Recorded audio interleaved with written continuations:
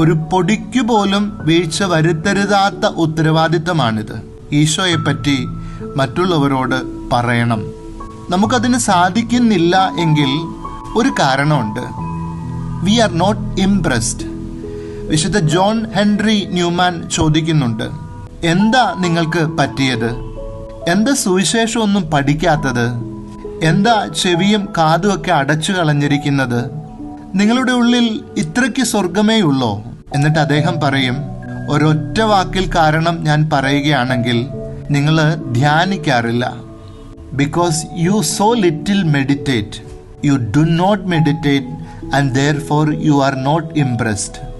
നീ ഈശോയോടൊപ്പം ഇരിക്കുന്നില്ല, സുവിശേഷം ധ്യാനിക്കുന്നില്ല, ഈശോയെ അറിയുന്നില്ല. അതുകൊണ്ട് നീ ഇംപ്രസ്ഡ് അല്ല.